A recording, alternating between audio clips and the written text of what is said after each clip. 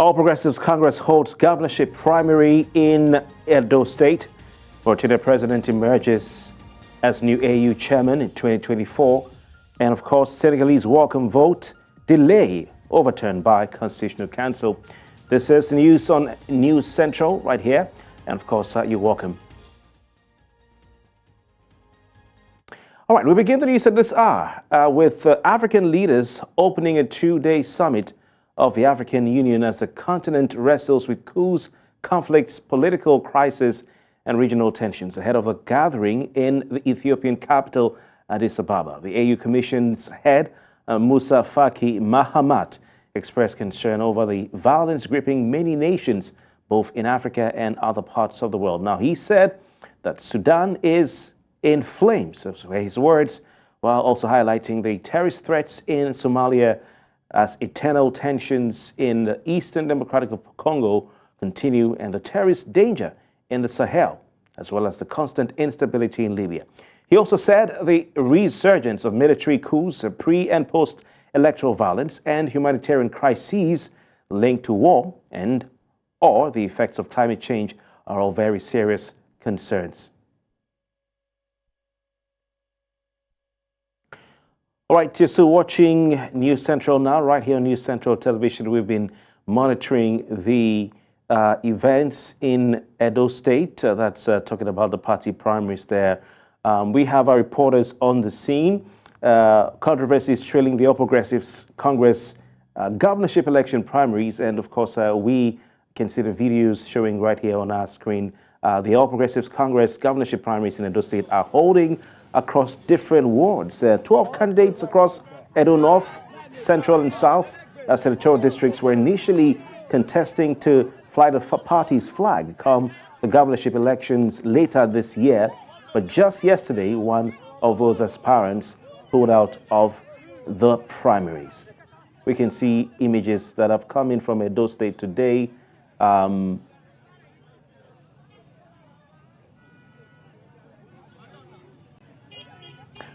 All right, we have News Central's head of news, Mr. Ozona Onoye, joining us live in the studio as we monitor what's been happening at Edo State. Thank you so very kindly for your time, sir. We have a correspondent on the ground who'll be joining us very soon. But what can you tell us has been coming out of Edo State as far as the All Progressives Congress primary is concerned? I have a temptation of just describing everything in one sentence, the greed of politicians playing out again.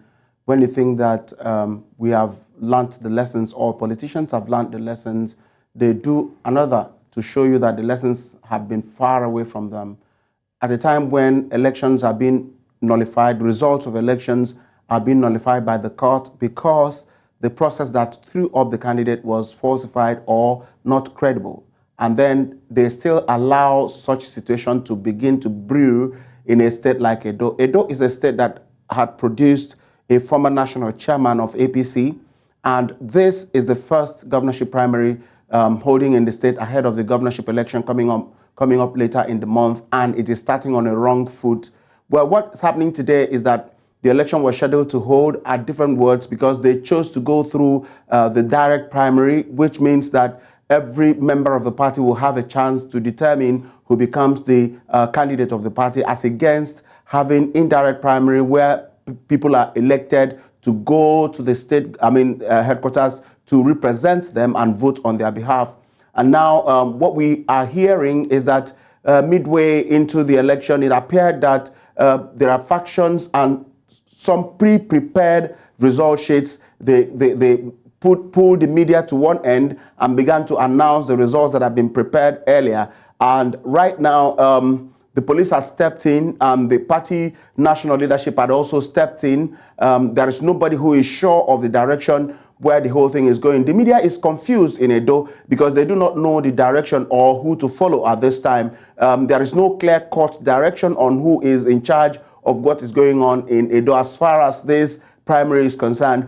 As it concerns News Central, some of our equipment have been damaged in the rowdiness. But we know that we will continue to tell the story and keep moving. The summary of it all is that we are not quite sure what is going to be the outcome of that primary as confusion has taken over the whole place? It's quite sad and condemnable to hear that it's something to be condemned, the fact that our equipment has been destroyed by whoever, and I hope that we can get the police to get to the bottom of it. But Mr. Ozonoye, tell us about the build-up to this Edo State APC primary, governorship primary. We know that the People's Democratic Party had held the delegates conference or congress last week or so, and also had its own controversy. And also we know that last night it was announced or revealed that Osage Izeyamu, one of the leading candidates or aspirants in the APC, who was at one time the governorship candidate of the APC last election, withdrew from the Edo governorship race. Tell us a bit about the build-up and your thoughts on Izeyamu's withdrawal. Well, Izeyamu's withdrawal may be tactical, or perhaps he had seen what was going to happen and decided to honorably, in parentheses here, step aside instead of being disgraced at the end of the day. But the popular view in Edo State is that whoever that will become the governor and replace the current governor, Godwin Obaseki, must come from a particular senatorial zone different from the one that Godwin Obaseki comes from, and different from the one that Adams Oshomole comes from.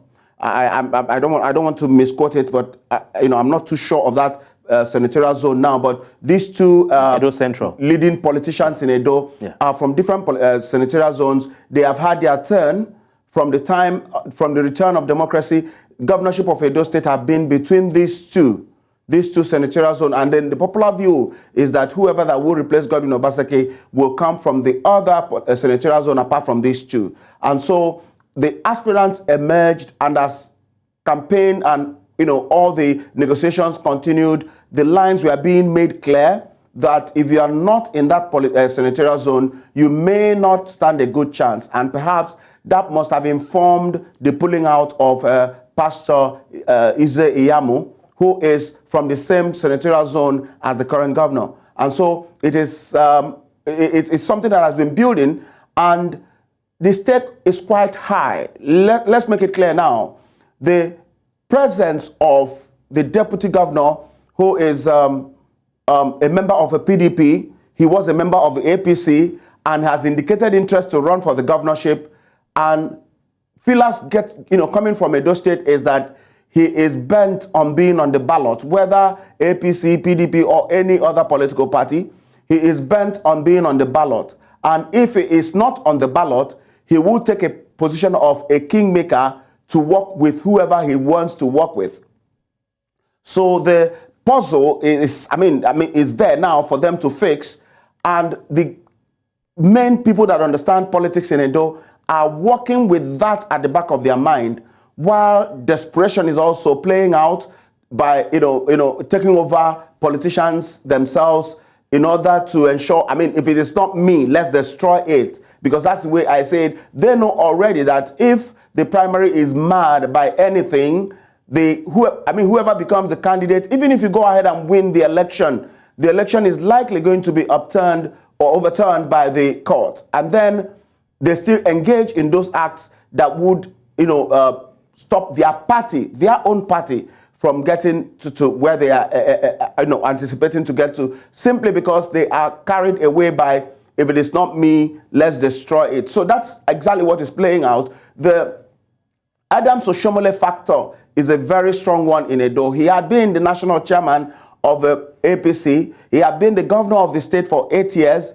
and he has a view on this, which aligns with what I said earlier about whoever that will be the candidate must come from that other senatorial zone. And the switching of Godwin Obaseki, remember, he switched at some point when APC became too hot for him. He moved to PDP and all of that. And so, Edo is quite complicated when it comes to politics. And at this time, I don't think it has ever been as complicated as this ever before.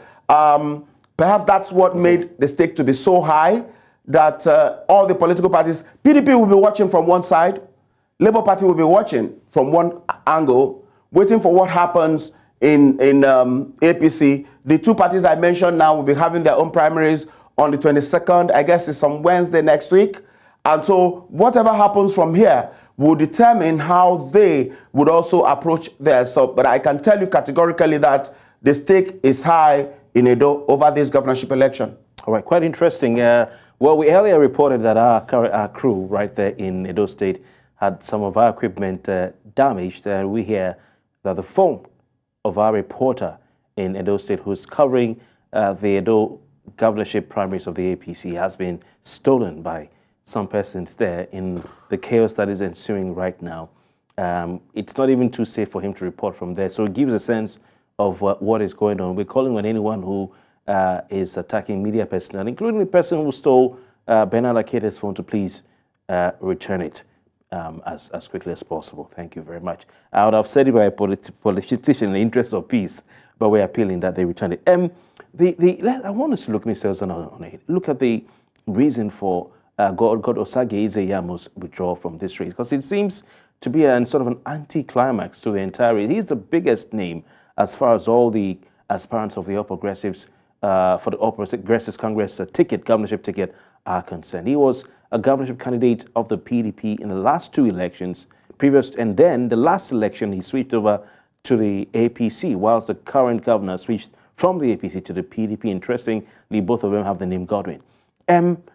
For this current race, he seems not to have the support and blessing of his former ally, the former governor of Edo State and the current senator representing Edo North Senatorial District, Adams Oshomole. I want you to speak to the history and the build-up of Oshomole's role in all of this, because it seems that he was a proponent of the internal screening, which was led by a committee, organized by a committee led by one of the House of Reps members, only for the NWC to say, wait a minute, everyone, all 12 of you can come in. So what happened between Obaseki and, of course, Izeyamu that led up to where we are right now? It's not really about Obaseki and Izeyamu. Oshomole, okay. I beg your pardon. Yeah. All right, but looking at the governor, Obaseki, and Izeyamu, they've been going in opposite direction, as you pointed out. The last two elections, Izeyamu was the candidate of the PDP, and the governor ran on the platform of the APC. After that election, they switched. They switched, and Izeyamu came to the APC, the governor went to the PDP.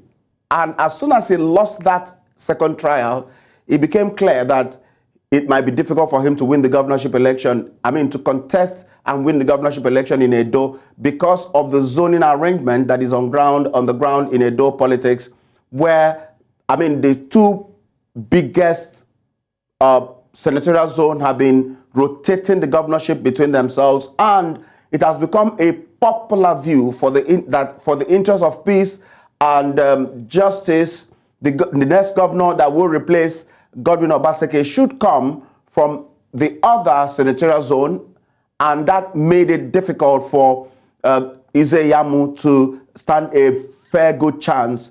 And Oshomole's view or role in this instance would not be different from ensuring that this is done, because as it appears, any political party that picks a candidate from either of the two senatorial zones that have been occupying the office of the governor will stand a very little chance of winning, because the consensus amongst the people is that it is the turn of this other senatorial zone. So I think that is responsible. That's Edo Central. Yes, exactly. Edo Central, yeah. That is responsible, solely responsible for what has happened between Izeyamu and Adams Oshomole.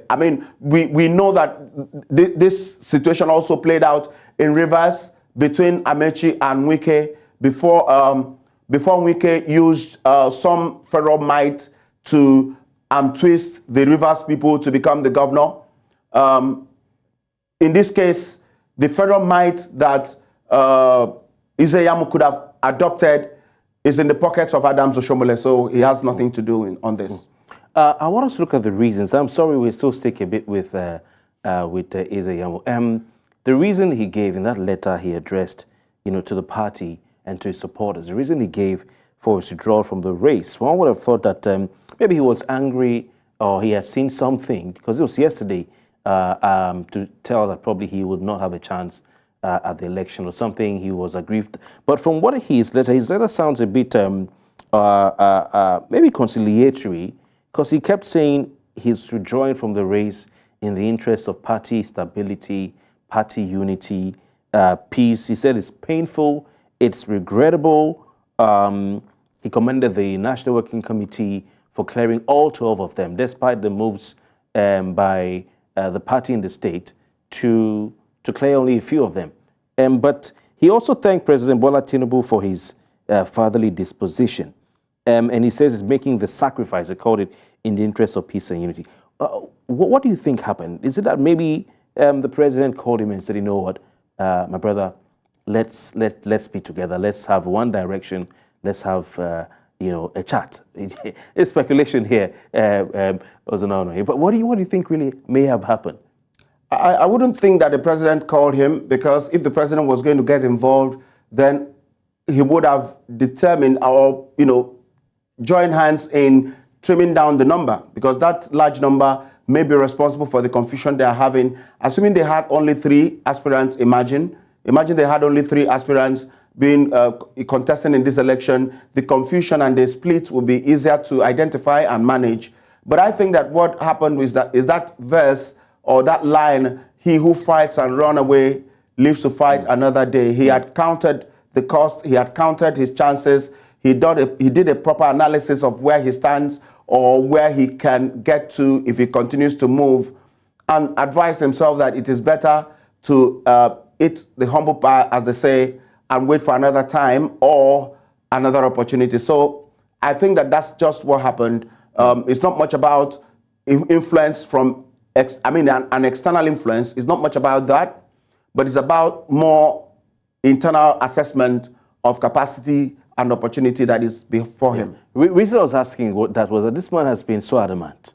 He has been so insistent, even before when the party in Edo State had said they're forming a committee. I'm trying to remember the name of the House of Reps gentleman who is heading that committee. He's going to come to mind. And he was insistent that he will be on that ballot and he will win the election, even if it's against the wishes of Adams Oshomole. And he went to Abuja insistent, and he was cleared, only for him to say that as a loyal party man, he is withdrawing. He wishes to pledge his support for any candidate that emerges from the party on Saturday. I wonder what must have made him do that. He's talking about unity, and he thanked the president for being a true Democrat. I don't know what happened, but why would you be worried so much about him thanking the president? Some school children were kidnapped in Ekiti State, and they were brought back after ransom was paid, and the governor of Ekiti State thanked the president. What is the connection between this? So politicians always thanking the president is typical of our style of politics because of the level of trying to please, sycophancy that we adopt in our kind of politics. Take it from me, what happened here is that the people of Edo, the party in Edo, had decided, even before now, long before now, that whoever that will be the candidate of the party must come from Edo Central. Okay. And so he still jumped in because he had the ambition of becoming the governor. He still was talking tough because he thought he could manipulate it. He still was optimistic, or so to say, he made us believe he was optimistic until it became very, very clear that there was nothing he could do about it. And he turned back and did what was honorable for him to do, step aside, thanking everyone for the support and all of that. In the same vein, former Deputy Governor of Edo State, Lucky Maswen, one of the top names in Edo politics and one of the leading people who are expected as a voice in this election, he's also withdrawn. Of course, today, was it today or yesterday? I'm just going to check the tweet. Yeah, today I saw the news that he withdrew from the race, also citing party unity, and in the interest of peace. Apart from Lucky Maswen, former governor or deputy governor of Edo State, we have others like Osumbo, I believe, who also withdrew. all of them citing party unity. And I don't know if it's very something strange about all these guys who were talking tough some weeks ago. They were advised earlier to step down. By who? They were not. They were advised earlier when the screening began. Okay. They knew they didn't stand much chance. They wanted to gamble it. And when it became clear, they still did what is honorable instead of continuing with the race and joining in the confusion that we are seeing in the state today. I mean, nobody will link Pastor Ize-Iyamu with the confusion in the state today because he had already told everyone, I am not involved in this race anymore. I've stepped aside. So the people stepping out before the primary are, I mean, they did what is honorable when you know that you do not stand much chance. Instead of continuing and creating and joining in the confusion, you step aside. So okay. It's normal with politics. Sorry, I said Usumba, we're talking about Ernest Umakehe, who is a former permanent secretary, Ministry of Agriculture and Food Security. Yesterday, he also sent, step aside, wrote a letter as well, saying the interest of party unity and peace. So I wonder, what is it about party unity and peace and all of them follow the same pattern? Well, let's move on from that. We want to also say that our production team, our producer, has placed a call through to the phone of our reporter who is currently at the venue of the primary, Edo State APC governorship primary. And someone picked the phone and said that our reporter has some information that he needs. Do not know what the person means by that. So we're calling on whoever has the mobile phone of News Central's correspondent right there in Benin City right now, Bernard Akede.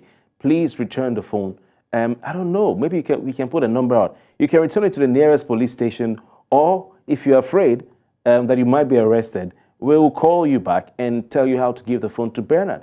But if you don't return it soon, we'll have to alert the authorities and probably track you down. So please, we're appealing. We're only journalists. We're only there to report. We don't have any party in this race. We're not on any side. Mr. Noya, am I correct? Exactly. We don't have any interest whatsoever than to let the people of Edo State, wherever they are in Nigeria and in diaspora, to know what is going on in their state.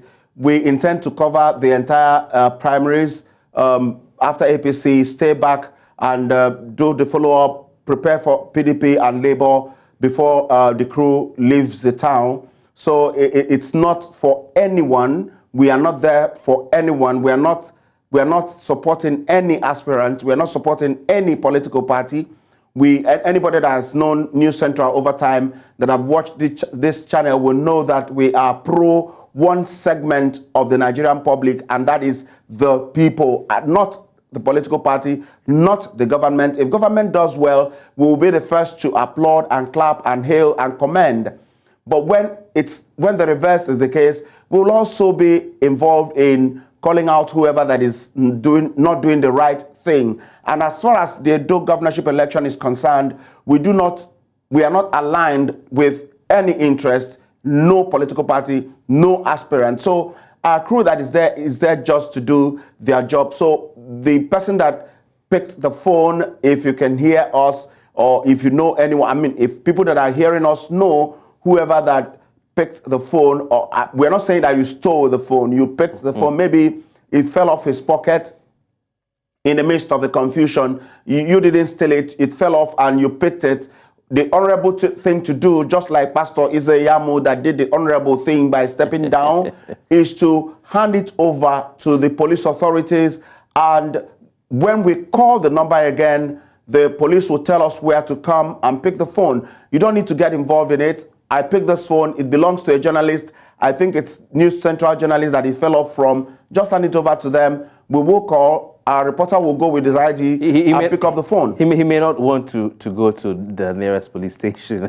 wherever the police is, if you're free. If you pick something, if you pick a property that belongs to someone, I mean, you can report to the police, I picked this somewhere. I mean, it's simple. The police will not arrest you for picking somebody's property and returning it. Where it becomes a problem is when you pick it and you didn't return it and it's found in your possession somehow, it becomes, you may have a lot of explanations to make. Absolutely. And the young man is simply doing his job. He's just an ordinary Nigerian like you, not a government official. He's just a worker and just doing an honest job. So please, whoever has that phone should return it. We have to go. Mr. Ozono Noye, News Central's head of news. There's a lot to talk about, but we will do it some other time. Thank you so very kindly for your time. I believe we're going to keep our eyes, like you said, and our reportage firmly on Edo State, no matter what happens. Thank you very much for your time. Welcome back. News Central now continues in West Africa, where residents of two Senegalese districts where protests were expected have welcomed the decision by the country's Constitutional Council to annul President Macky Sall's decision to postpone the presidential election. However, a few dozen protesters gathered in another neighborhood to pressure the president to respect the ruling. President Sall's decision to postpone the election had triggered the worst crisis in Senegal for decades. He has now vowed to organize the elections as soon as possible. The Constitutional Council's decision was met with relief by some who hope it will calm the country.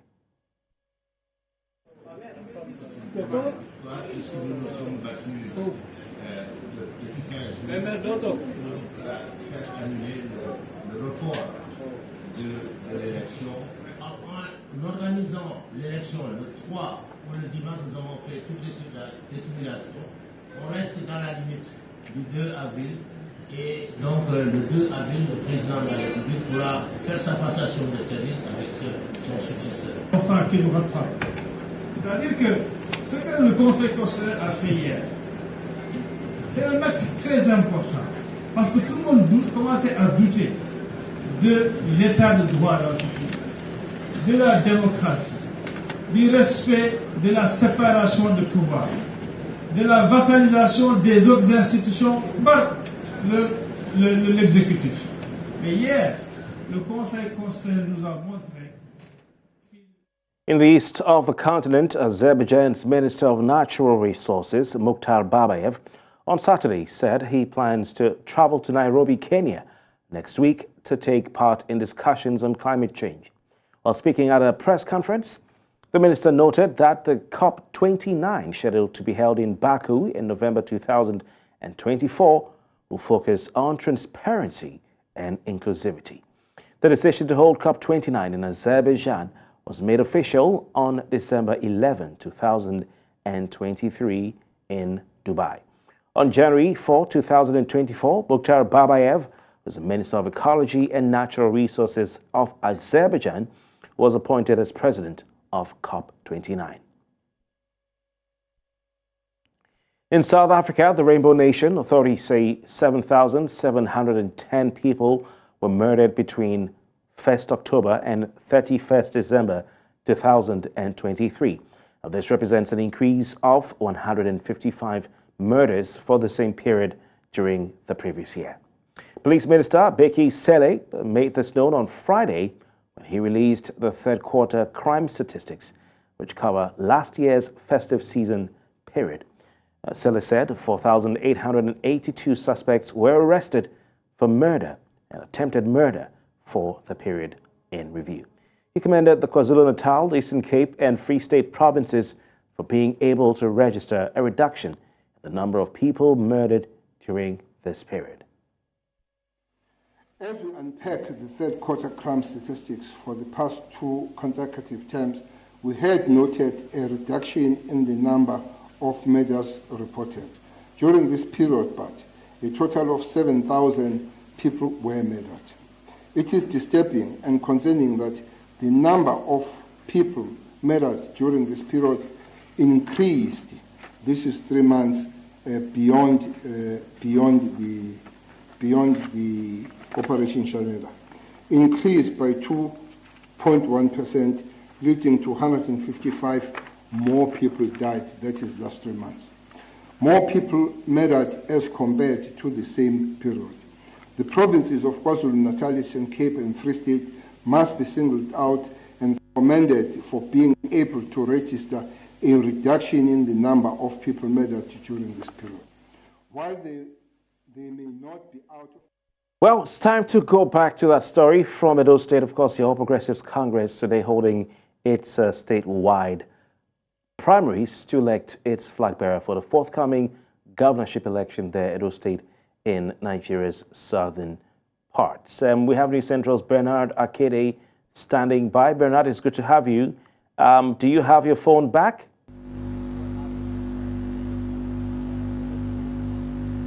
All right, Bernard, we cannot hear you, but we're having some audio challenges. But as you can see, that is not how Bernard went out this morning. I'll be shocked if he dressed like that. Obviously, he was probably heckled, but he'll tell us if that really happened, why he's without his shirt. And of course, we earlier announced that News Central's television equipment had been destroyed right there in Edo State. Bernard's phone was stolen, but I can see, seems he has it back. Bernard Akede, can you hear me?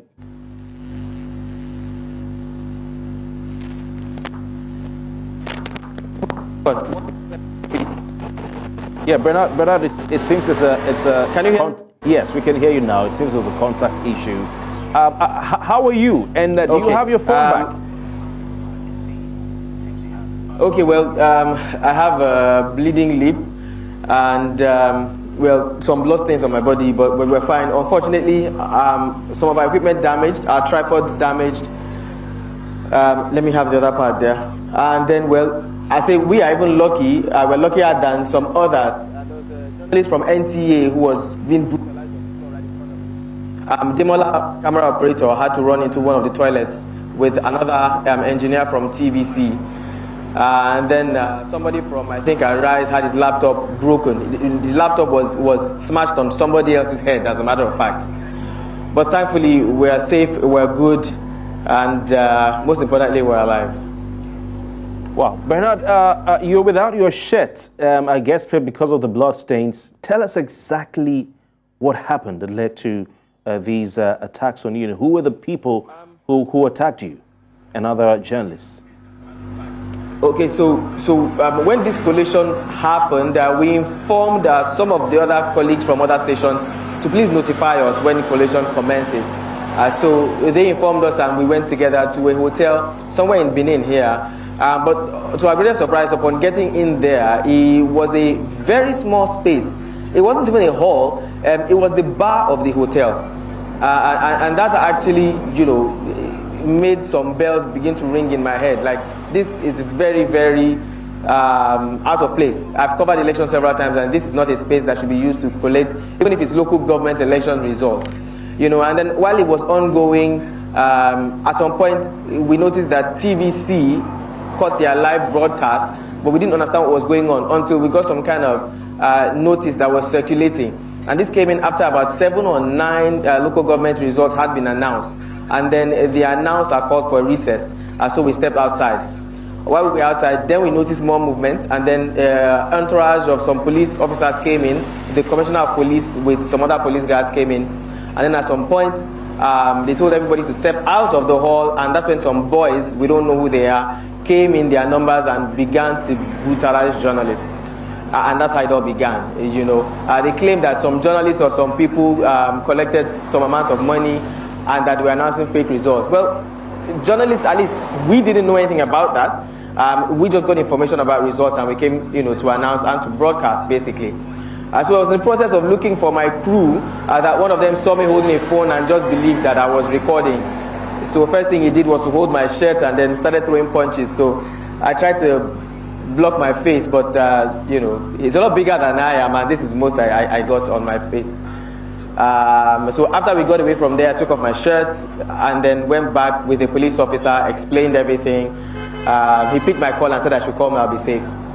So, you know, they took the images I had on my phone, I had to transfer them to his phone so that they'd be sure of what I had, and then he returned mine.